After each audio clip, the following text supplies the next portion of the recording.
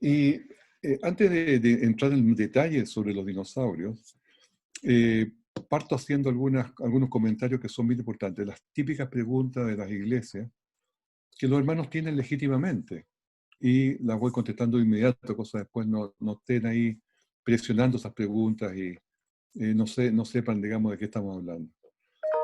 La primera pregunta, y aunque parezca increíble, ¿existieron en verdad los dinosaurios o es una invención? Sí, los dinosaurios sí existieron, son reales, son completamente históricos, existen todos sus fósiles, por lo tanto, esta idea de que los creó Satanás es una historia, que lo inventaron, eso no es así, son totalmente reales.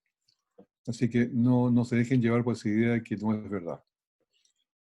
Y si existieron, ¿quién los creó? Bueno, los creó el único que puede crear.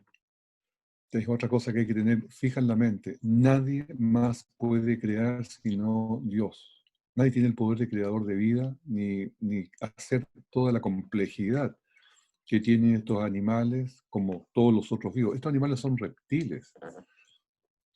Cuando pensemos en un dinosaurio, pensemos en un cocodrilo, pensemos en una tortuga, pensemos en ese tipo de animal, que son eh, están perfectamente vivos. Ahora, ellos ya no están vivos por las razones que vamos a ver más adelante. Entonces, ¿quién los creó? Solamente Dios. ¿Pudo Satanás crearlos y manipularlos? Eh, ya repito, no pudo crearlos porque no lo puede hacer. Ahora, alguna manipulación pudo hacer. Y cuando digo manipulación, me estoy refiriendo a que él tiene la capacidad de manejar algunas cosas menores dentro de la creación, como por ejemplo el tiempo. Satanás puede manipular el tiempo. Y cuando hablo de la palabra tiempo, me refiero al clima, al weather. ¿Ah? Eh, él, él puede alterar los vientos, puede hacer lluvias, puede hacer tormentas. O sea, tiene una capacidad para manipular eso, pero no para crear algo nuevo. Y en cuanto a los animales, sí, podría manipular algunos aspectos de comportamiento, pero no así en forma dura. La otra pregunta habitual, si eran tan feos, ¿cómo los pudo crear Dios? Sí, eran feos, sí, o por lo menos los artistas que son los que los dibujan y los interpretan, los dibujan como feos, como feroces, como con garras, con ganas de matar, con una actitud bien agresiva. Pero no necesariamente era así, porque todo eso es imaginación de los artistas, de los libretistas de las películas. Entonces, no es tan claro de que sea así. Eh, Ahora, que sean feos, sí, los cocodrilos son bien feos también. Y yo creo que no hay nadie que tenga duda que han sido creados por Dios también. ¿Subieron al arca y pasaron el diluvio universal? También. Es muy probable que sí. Yo les voy a mostrar por qué se cree que sí. ¿Ya? Pero todo esto hay que tomarlo con un poquito de sal. No sé si esa es una expresión española o no, pero en inglés se dice with a pinch of salt, que es, no hay que, como decir, tomarlo como que esto es doctrina, es una cosa absoluta. Hay cosas que la iglesia no define. La iglesia no se para y dice esto es así o esto no es así. Entonces, muchas ideas que les voy a pasar referente a esta idea del arca, más bien vienen del mundo creacionista, que es totalmente cristiano, totalmente religioso, totalmente fiel a la evidencia. Y la iglesia, como repito, no tiene una definición en todo. La iglesia simplemente deja pasar algunos temas y no los trata mayormente, no los define mayormente. Entonces, eso lo vamos a ver también. Y lo mismo que cuando hablamos de que salen los dinosaurios en la Biblia. Les voy a mostrar ahí unas cuantas diapositivas en las cuales hay menciones, pero también tenemos que tomarlo con cuidado, que no es doctrina, simplemente es una posibilidad. ¿Ya? ¿Ha habido avistamientos actuales de dinosaurios? Es posible que haya avistamientos. El típico caso es el lago Loch Ness. Loch significa lago, a propósito en escocés. El lago Ness. en Escocia, y se dice que ahí hay un animal que aparece de vez en cuando el cuello, mira más o menos y se vuelve a sumergir y todo lo demás. ¿Es posible? No, no es posible. Y no es posible por varias razones. Una, de que si viviera allí, se vería todo el tiempo, porque tiene que salir a respirar, porque no son animales, no son peces, son, lo que se supone que está allí es un animal que necesita respirar en forma regular. Segundo, para que haya podido sobrevivir tanto tiempo, tuvo que haber tenido una familia extendida, porque no vale no puede ser de que, digamos, un dinosaurio y una dinosauria vivan solos, se reproduzcan, y sus hijos se reproduzcan entre ellos, y sus nietos se reproduzcan entre ellos, y sus bisnietos se reproduzcan entre ellos por miles de años, y que nadie se haya dado cuenta. Eso no es posible, porque necesitan mucho más variación en sus genes para poderse mantener. Lo que acabo de mencionar, esto de reproducirse entre parientes solamente, produce un daño genético y al final desaparece toda esa generación. Entonces se estima que para que haya una sobrevivencia tiene que haber varios miles de ejemplares o cientos de ejemplares por lo menos que se vayan reproduciendo entre ellos y vayan produciendo nuevos hijos mezclados. Y eso no sucede porque siempre se habla de una familia o de 3 o 4 que aparecieron por acá o por allá, y obviamente ese no es el caso. Esto estoy pensando en las selvas de Papúa Nueva Guinea o incluso en un pantano que hay en Ghana. Ahí había algunos avistamientos según los locales, pero yo diría que todo viene siempre con un interés diferente. Ya, esto es lo que acabo de explicar. La geología tiene dos paradigmas, tiene dos formas de ver, tiene dos focos que son antagonistas entre ellos. Uno es que mira con el lente de la historia secular, con millones de años, con evolución y con todo lo que habitualmente estamos acostumbrados a ver de los evolucionistas, y otro que se mira con el foco religioso de la Biblia. Y se ve a través de la historia bíblica esta historia de los dinosaurios. Entonces son dos miradas completamente opuestas, diferentes, y cada uno saca sus propias conclusiones. ¿Y por qué a veces se piensa que los dinosaurios no aparecen en la Biblia? Hay varias razones. Es porque se le ha puesto muchas cosas a los dinosaurios que no son verdad simplemente.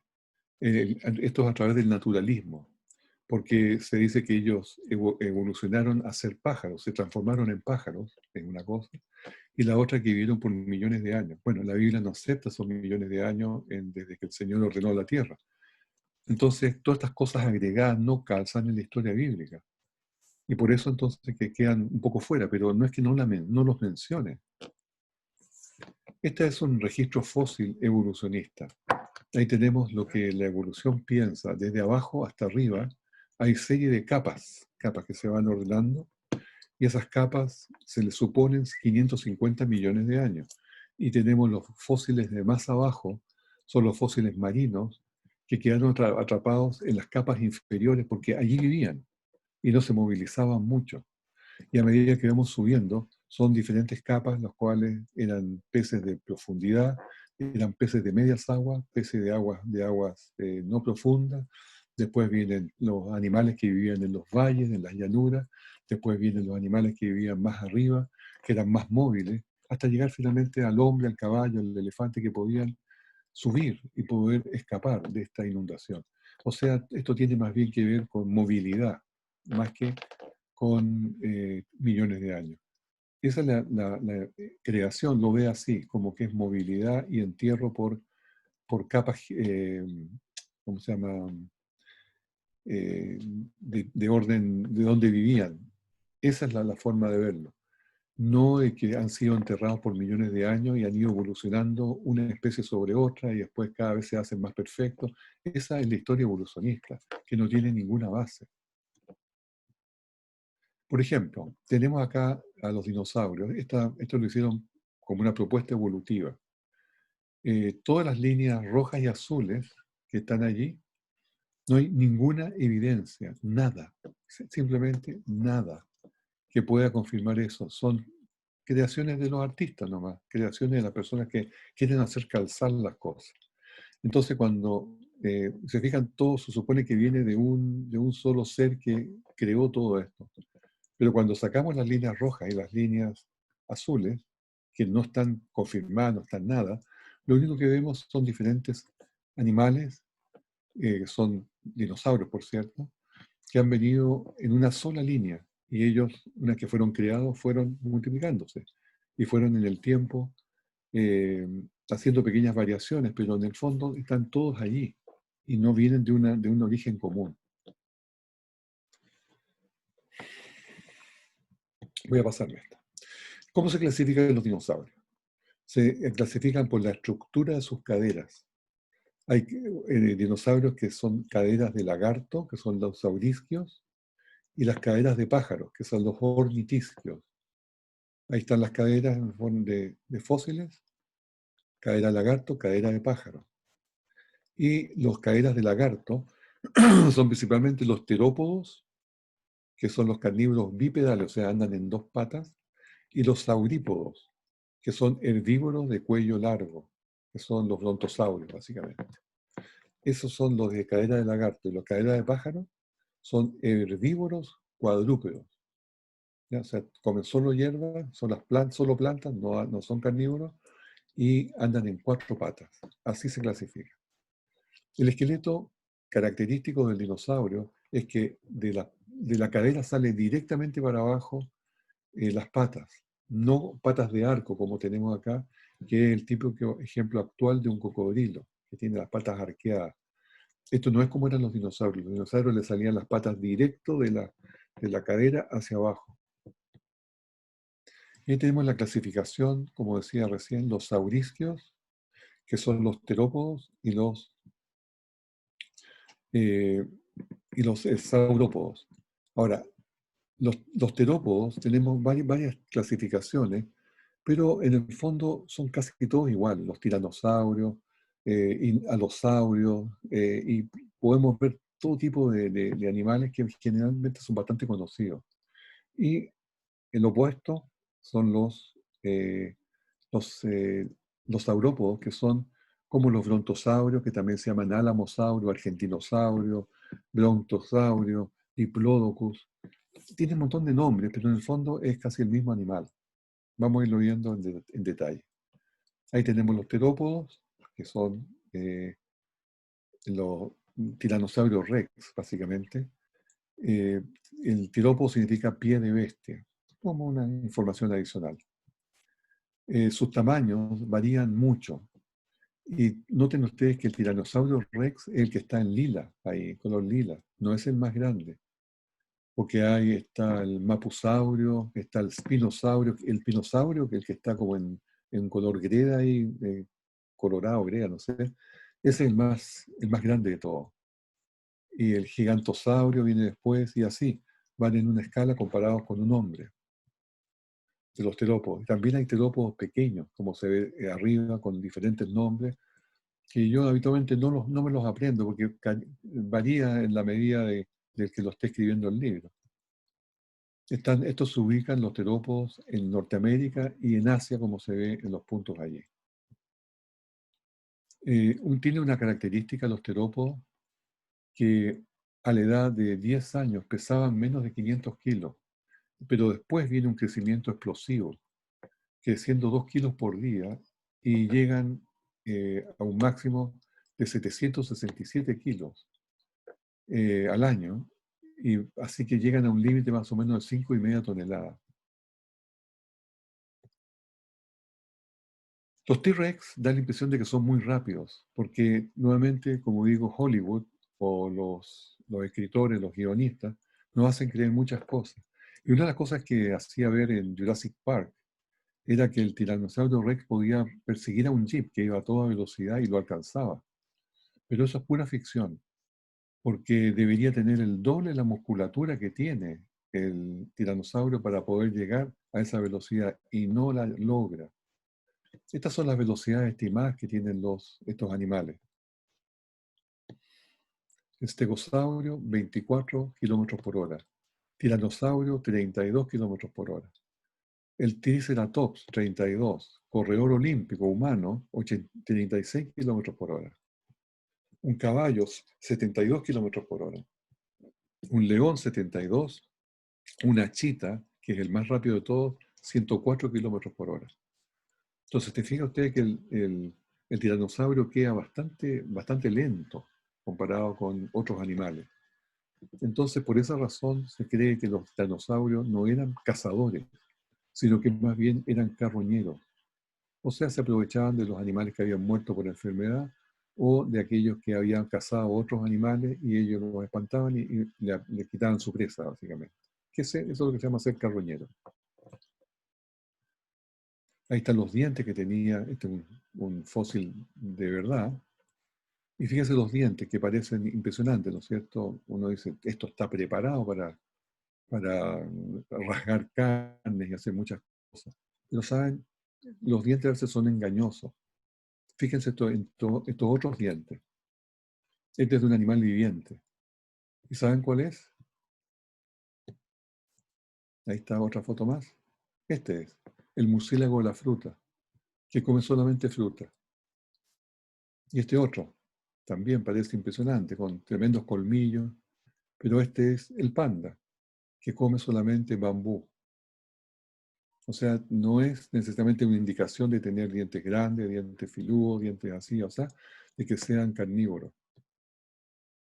Pasemos a los segundos, los saurópodos. Son estos animales de cuello largo, ¿no es cierto? Que tienen una larga cola también para poder compensar. Aquí tiene que haber un balance entre el cuello y la cola para que el animal pueda compensar bien sus pesos. Y aquí tenemos diferentes tamaños de ellos, con sus nombres, pero a mí no me gusta enfatizar mucho en los nombres, porque al final del día depende del autor los nombres que les ponga. Ahí bueno, tenemos a uno de ellos, ¿cierto?, que son enormes, y comparado con un elefante y un hombre abajo. Este es un saurópodo Apatosaurus, que está en el Museo Británico en Londres. Y aquí les cuento algo. Esos huesos que se ven allí, todos esos huesos son plásticos. Y parecerá una desilusión, ¿no es cierto? ¿Cómo? Y no es un fósil, no supone que el animal que murió y que estaba enterrado. No, por razones prácticas, lo que hacen los museos, ellos toman moldes con yeso de esos huesos originales que los guardan en bodega y los tienen como tesoros. Pero con esos moldes de yeso hacen todos estos ejemplares de plástico que los pintan, por supuesto, color cafecito, así, para que parezca un hueso, y de toda la impresión de cómo eran, del tamaño, de la forma y todo lo demás. Así que así se usa eso. Este es el dinosaurio más grande que se ha encontrado jamás, que es el argentinosaurio. Fueron encontrados 7 ejemplares, más o menos por ahí, por el sur de Argentina. Son 150 huesos en total en muy buenas condiciones. Ahí se fijan el yeso que tenemos ahí, justamente esa es la forma como ellos lo transportan. Lo cubren, lo protegen bien y así lo transportan a los museos. En este fósil en particular, el argentinosaurio, fíjense el tamaño del fémur, cómo este hombre se puede acostar encima y todavía, ¿no es cierto?, debe medir 2 metros por lo menos. Y a través justamente del grosor de este fémur, ellos pueden determinar, calcular cuánto medía de largo y cuánto de alto. Y se estima que medía 40 metros de largo y 20 metros de alto. 40 metros es bastante, es casi media cuadra entre cabeza y cola. Y el peso se calcula más o menos unas 77 toneladas, que eso me habría pesado este ejemplar, equivalente como a 14 elefantes africanos. Las partes que se hallaron fueron lo que se ve allí. Todo lo que está en blanco es lo que se halló. O sea, podemos decir el esqueleto bastante completo, menos el cuello y la cabeza. La cabeza nunca se encontró. Sigamos en el siguiente. Los ornitisquios o los caderas de pájaro. Estos se dividen en varios grupos. Los anquilosaurios, los estegosaurios, los hadrosaurios y los triceratops. Para hacerlo bien claro. Vamos a ver el primero, los anquilosaurios. Son estos animales que significan lagarto tieso.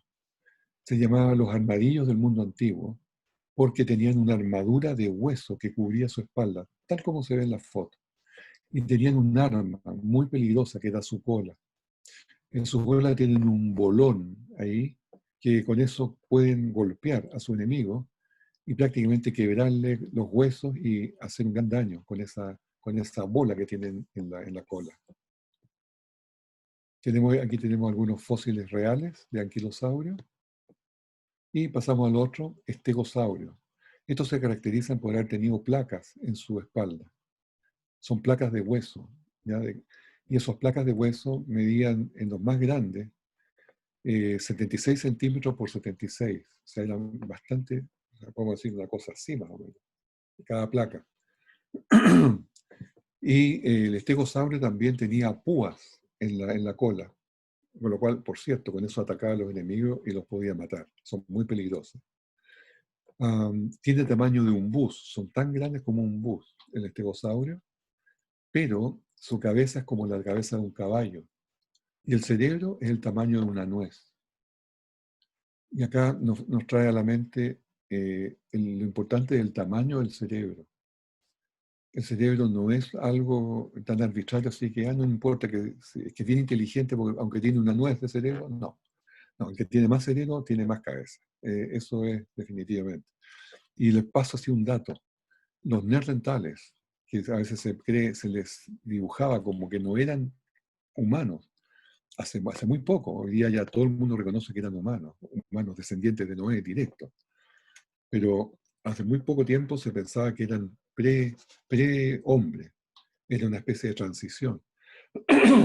Y se pensaba que eran medios, por supuesto, medios brutos. Pero ahora se sabe que no, que ellos tenían en la cabeza, porque hay cadáveres de ellos, tenían de 1650 centímetros cúbicos de la capacidad craneana. En cambio, los eh, homo sapiens, que somos nosotros ya la última generación, tenemos 1350 de capacidad craneal. Tenemos bastante menos de capacidad craneal que los neandertales. Por lo tanto, habla ahí de una inteligencia, habla de muchas cosas. Es muy interesante eso. Ahí está un estegosaurio que se encontró con piel, con huesos de verdad. Es un caso muy bonito. Y pasó al siguiente, los hadrosaurios o pico de pato. Estos son los más grandes de todo, de esta línea. Eh, Pesaban más o menos 5 toneladas como adultos. Significa gran lagarto. Y hay muchos tipos, ¿no es cierto? Más grandes, más pequeños, pero eso es variedad. Dentro de una especie es variedad. No hay ningún problema con eso.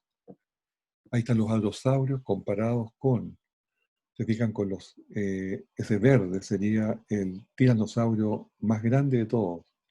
Después vienen estos dinosaurios con placas arriba y después vienen los triceratops. Entonces, dentro de todos, el pico de pato son los más grandes de todos, menos los que son los brontosaurios que tienen los 40 metros de largo y todo lo demás. Los ceratops entonces, y yo le digo triceratops porque depende del número de cuernos que tengan, que se llama triceratops, biceratops o ceratops. Ceratops tiene un cuerno, bi tiene dos, tres, tri tiene tres. Eran como los rinocerontes del tiempo antiguo. Y se reconocen por ese escudo que tenían detrás aquí en la cabeza. Y hay, como digo, muchos de ellos en tamaño, en diferentes formas, y tenían más cuernos, menos cuernos, pero todo es variedad. Ese es un concepto que hay que entenderlo siempre. Existe variedad dentro de los animales, o sea, no todos somos iguales. hay dentro de un límite, hay pequeñas diferencias.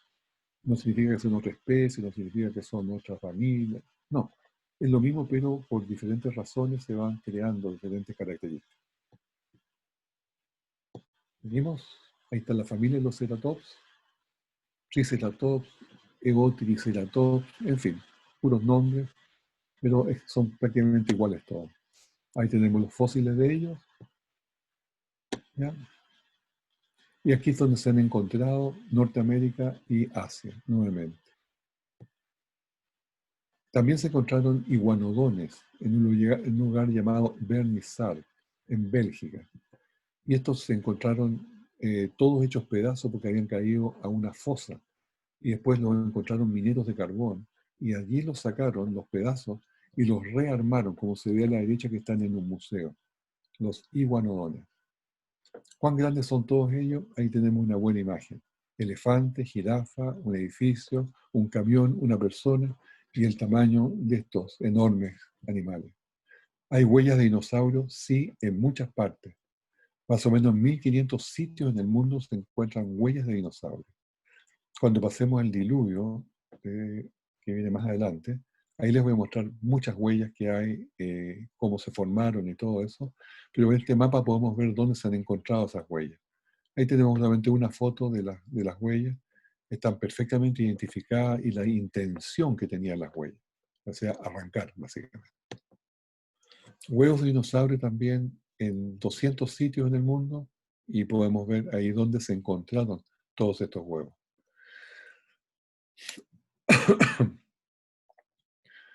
Eh, aquí les voy a hacer una pregunta. ¿Les hablé de los huevos de dinosaurio o no les he hablado de esto? ¿No? Ya. Entonces vamos a tratar el tema. Este es un huevo de un pterosaurio. Pterosaurios eran estos como murciélagos que volaban, que no tienen plumas, sino que tienen membranas. Y estos son bien interesantes, pero aquí está el huevo con el animal adentro todavía. ¿Ya? Es una reliquia muy, muy interesante, un fósil muy interesante. Aquí tenemos un coleccionista de huevos de dinosaurios. Y esto nos trae una pregunta. ¿Por qué hay huevos de dinosaurio? ¿Por qué hay personas que se pueden dedicar a colectar huevos de dinosaurio que están obviamente fosilizados? Porque el dinosaurio era un reptil. Y el reptil pone los huevos igual como los pone la tortuga, como los pone el cocodrilo, que va a la playa, abre un hoyo, descarga sus huevos, los tapa y después se va. No se queda cuidando los críos para que crezcan, ni calentándolos, ni nada, empollándolos, ni una cosa. Y después los huevos van madurando solos, por un proceso natural, hasta que se abren y sale el dinosaurio en este caso, o sale la tortuga, o sale el, eh, el lagarto, digamos, el cocodrilo, caminando hacia la playa y tienen ya un ciclo natural. Pero ¿por qué entonces se encuentran tantos huevos de dinosaurios fosilizados? Justamente por el diluvio.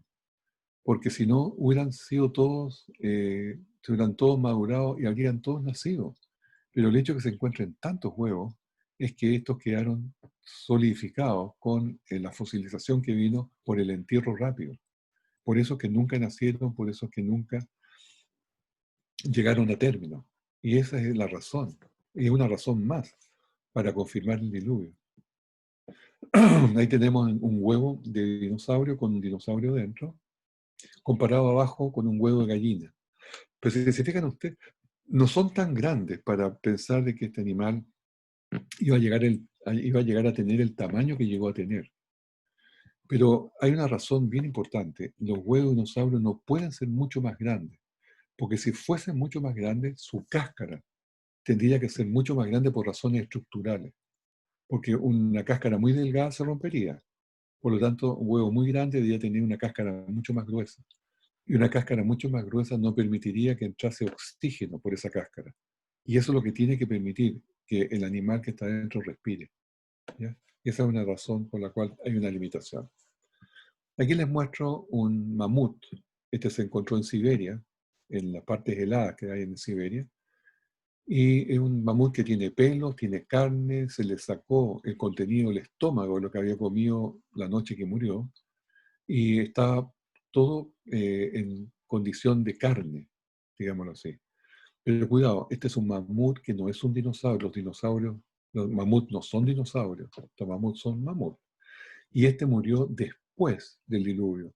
Es decir, pasó por el arca y después habitaron en lugares fríos, pero parece que en el deshielo se produjo una gran matanza de estos animales y se han encontrado miles de ellos en Siberia.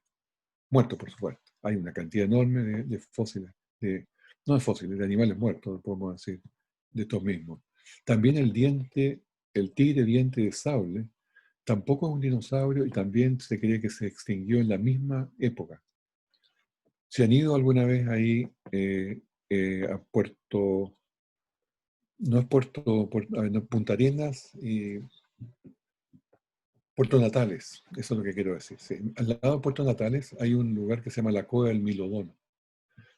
Ese milodón también es un animal grandísimo, enorme. También es un animal que se extinguió ya en la época de eh, post-edad de hielo. ¿Ya? Entonces, que son más o menos 500 años después del diluvio. Este es uno de ellos, este otro también era de ese día. Este es el cocodrilo más grande que se ha encontrado jamás. Es plástico. Medía hasta 9 metros de largo, que es bastante monstruoso. Los tuatara de Nueva Zelanda también nos recuerdan los dinosaurios. Lagartijas de cuello con vuelo en Australia también, muy feo. El dragón de Komodo. Hay muchas características que probablemente los tuvieron estos otros reptiles. Veamos ahora el tema de los dinosaurios en la Biblia. Primero que nada, ¿cuál es el origen de los dinosaurios? E hizo Dios animales de la tierra, según su género, y ganado según su género, y todo animal que se arrastra sobre la tierra según su especie, y vio Dios que era bueno. O sea, Dios creó todos los animales de la tierra. De las aves, según su especie, esto es para el diluvio. ¿Qué es lo que ordenó el Señor? Dice, de las aves, según su especie, de las bestias, según su especie, y todo reptil de la tierra, según su especie. ¿Qué es lo que eran los dinosaurios? Reptiles. Entonces la pregunta es, ¿por qué los iban a dejar de lado? ¿Por qué iban a evitarlos? Si eran reptiles, según su especie, 2 de cada especie entrarán contigo para que tengan vida. Posiblemente el Señor ordenó, acuérdense también que este es un acto absolutamente sobrenatural. El hecho de que los animales hayan sido conducidos hasta el arca en parejas es un acto sobrenatural. Por lo tanto, el Señor eligió qué animales, qué genes eran los que tenían que encargar, los que tenían que entrar allí. Y por supuesto eran los animales más sanos, los mejores representantes de los genes que el Señor sabía cuáles eran. Y Él los llevó milagrosamente hasta el arca para que se embarcaran. Probablemente no llevó animales grandes. ¿Ya? Este es un dibujo interesante que conseguí, pero no necesariamente los brontosaurios iban a ser de ese tamaño. Más bien se cree que eran juveniles, eran jóvenes. Un brontosaurio joven podría haber tenido el tamaño de un cordero. Entonces, no es una cosa que haya necesitado mucho espacio, ni mucha comida, ni haya producido problemas.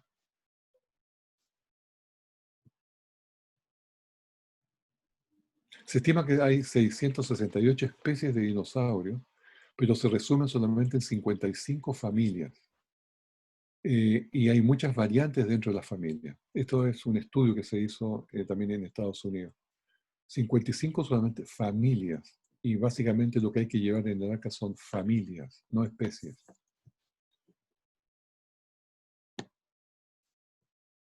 Ahora, una pregunta es, ¿cuánto se demoraron los saurópodos en crecer? Cuando se estudian los anillos de crecimiento de los huesos del dinosaurio, se descubre que experimentaron un crecimiento explosivo en la adolescencia.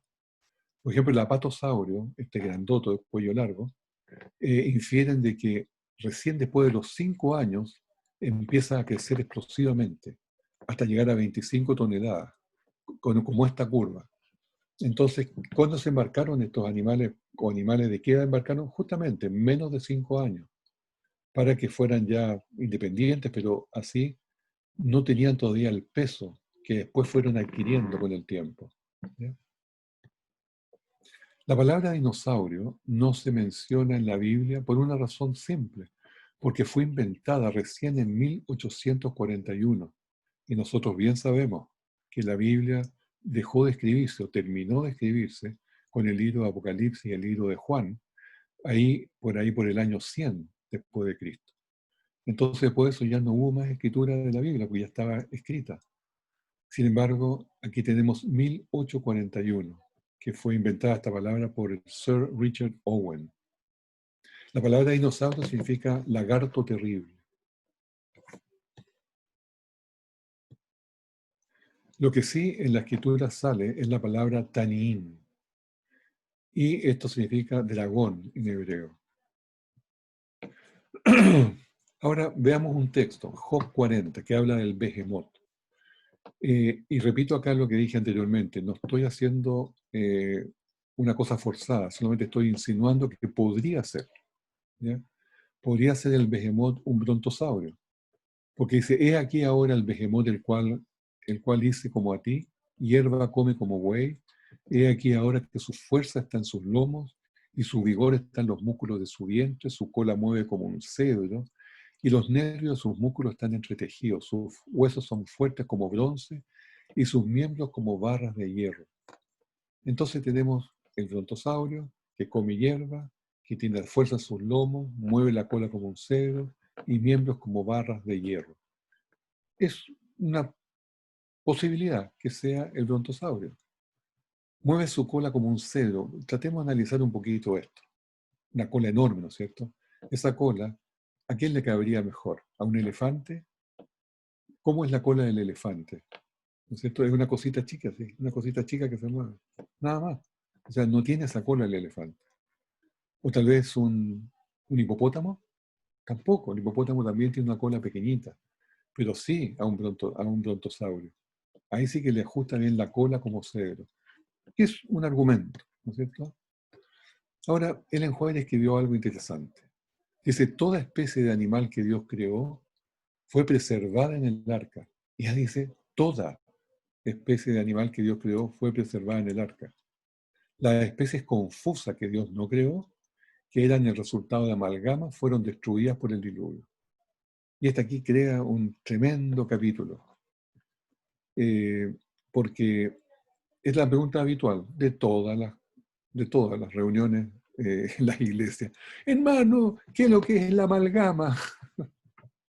Y ahí tengo que empezar explicando lo que es la amalgama. Les explico a ustedes porque me lo van a preguntar igual. La amalgama, en ese tiempo, en el contexto de Ellen White, cuando ella escribió esto y todo lo demás, era cuando se casaba una persona negra con una persona blanca y tenían hijos. Eso era una amalgama. En ese tiempo, así se llamaba ese matrimonio mixto de razas mixtas. O sea que tenemos que pensar que ese era el contexto de la palabra. Ahora, la hermana White solamente escribió 2 veces esta palabra, amalgama. Y las 2 veces nunca más quiso hablar del tema.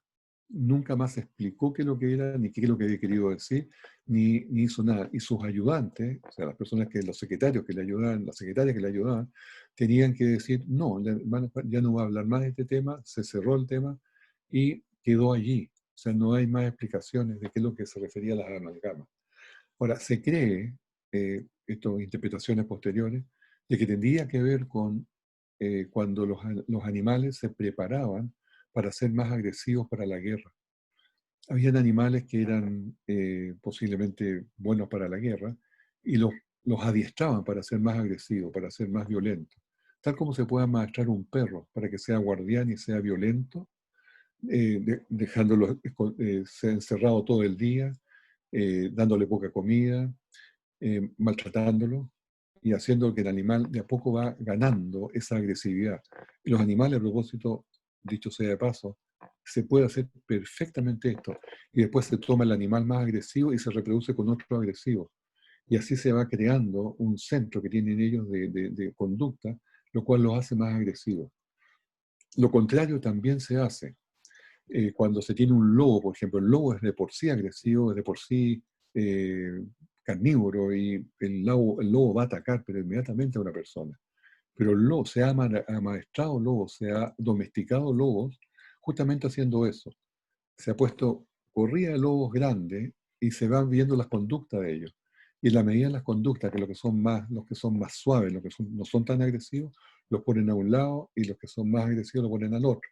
Y así los van segregando, hasta que de a poco los van amansando, de a poco les van dando, y después reproducen entre los que son menos agresivos y entre los más agresivos también. Entonces se va como copiando esa tendencia a ser menos agresivo, para llegar finalmente, después de un par de generaciones, a lobos salvajes, que son como perros, o sea, regalones, que languetean al dueño, que son simplemente lo único que quieren es cariño del hombre. ¿Se fijan lo que les estoy diciendo? Que se puede amaestrar la conducta de un animal. Y eso más bien, creo, por esa línea es donde iba ese manejo que hacían de algunos animales. Entonces los animales que eran más agresivos fueron destruidos simplemente. Mira, aquí justamente lo dice. Había una clase de animales muy grandes, los que perecieron en el diluvio. Dios sabía que la fuerza de los hombres disminuiría y que estos animales enormes no podrían ser controlados por los débiles hombres. Entonces, hay una razón. Posiblemente los más agresivos no pudieron entrar, no fueron llevados. Estamos informando lo que se sabe, nada más. Más de eso no podemos especular. Y hay otro verso en Job 41 donde habla del Leviatán. Es bastante largo todo lo que dice del Leviatán, pero más o menos se resume en que tiene hileras de dientes que espantan, y de sus narices sale humo, llamas, que tiene por abajo por el cuerpo, tiene agudas conchas, y no hay sobre la tierra quien se le parezca. Bueno, este Leviatán podría ser el plesiosaurio, podría ser. Yo he escuchado muchos sermones de pastores que hablan de que el Leviatán es el demonio, Satanás. Y está bien, es una aplicación espiritual y estoy seguro que hay súper base para decirlo. Pero también, como decía el mundo creacionista, lo asocia al plesiosaurio. Allí está el plesiosaurio y viene una pregunta acá. Dice que botaba fuego o llama por su boca. ¿Se acuerdan? Pero yo les mostré ayer ya, creo, ¿recuerdan el escarabajo bombardero? Justamente el escarabajo bombardero tiene esa cualidad de que puede disparar eh, chorros de ácido hirviendo a 100 grados centígrados por esa tobera. ¿Y cómo lo hace? Ya explicamos el mecanismo ayer. Entonces, perfectamente un dragón o un plesiosauro puede tener ese mecanismo en la boca para poder expulsar gases calientes y hacer ese mismo efecto. O sea, no es algo así como que, no, eso es como es una historia. No, no es tan historia, es una cosa real física. Esto ya lo vimos. Sigamos. Serpiente voladora. Existe también en Isaías 14:29, Isaías 36, un reptil que vuela, una serpiente que vuela. Eso véanlo en la Biblia. Y posiblemente se está refiriendo a los pterodáctilos, que son estas especies de murciélagos grandes que tienen membrana y que volaban. Hay dinosaurios que están momificados, no fosilizados, que es diferente. Una momia, ¿no es cierto?, de Tutankamón, por ejemplo, la momia no está seca, pero tiene carne, tiene material genético, puede sacársele los huesos, puede revisarse su ADN en forma imperfecta, pero se puede revisar. Y en este caso se han encontrado dinosaurios momificados que tienen carne todavía. Este es un caso muy interesante. Hay otro de un tiranosaurio rex que también es muy interesante. Un terópodo en Montana, huesos de dinosaurio en Canadá, y muchos se han visto así.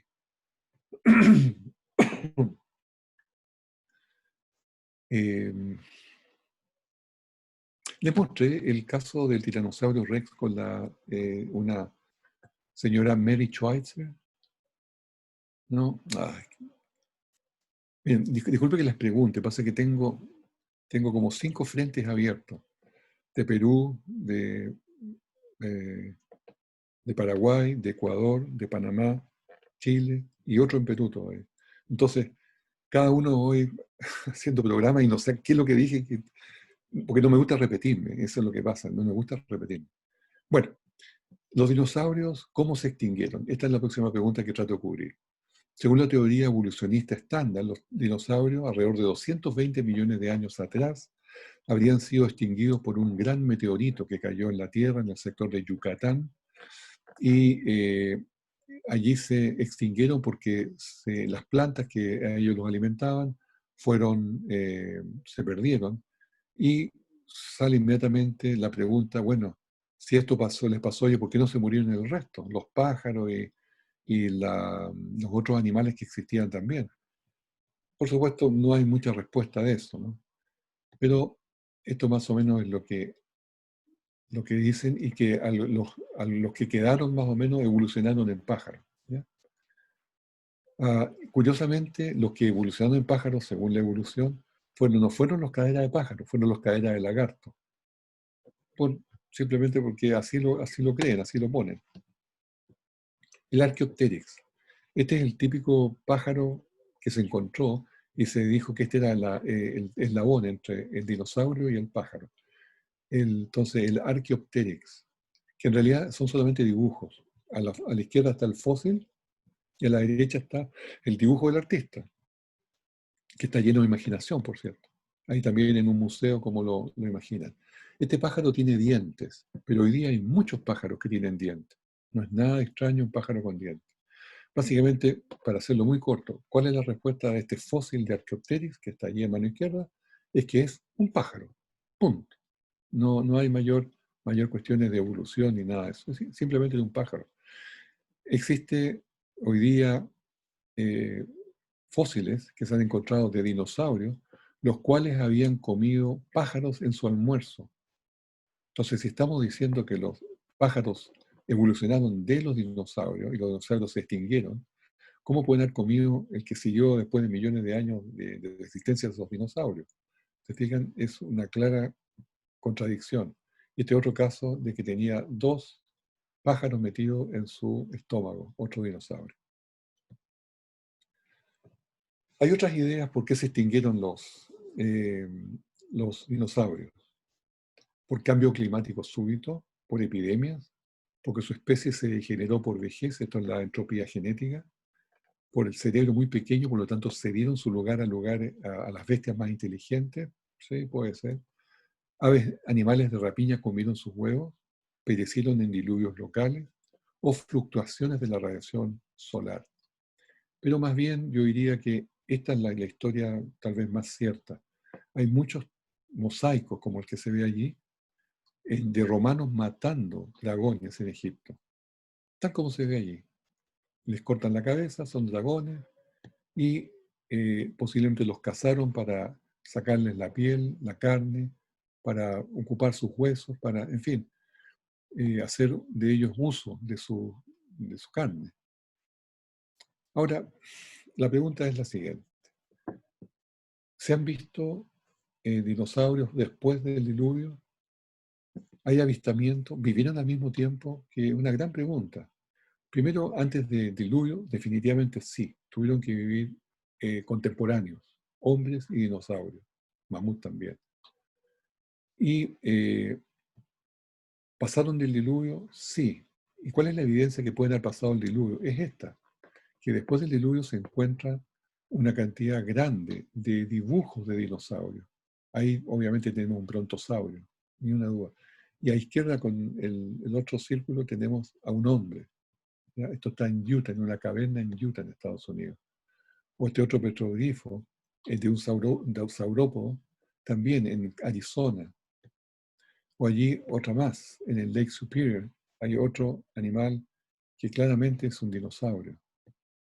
O en una tumba, en el lugar que se llama Ta Prohm, en Camboya, se encuentra esta columna de un templo, lo cual tiene claramente un estegosaurio dibujado allí. Entonces se preguntarán, bueno, ¿cómo lo dibujaron? Bueno, vieron los libros, ¿no es cierto? Y vieron los libros de paleontología, y los libros muestran cómo eran. No, pues no es así, porque estamos hablando de 1186 después de Cristo.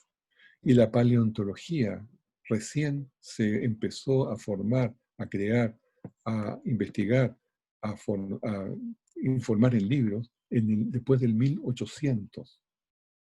O sea, no puede, antes del 1800 no había una descripción de cómo eran los dinosaurios. Y lo único que había, por lo tanto, era la visibilidad de ellos. El que los veía podía, ¿no es cierto?, dibujarlo. Ahí tenemos el mismo estegosaurio. ¿Ya?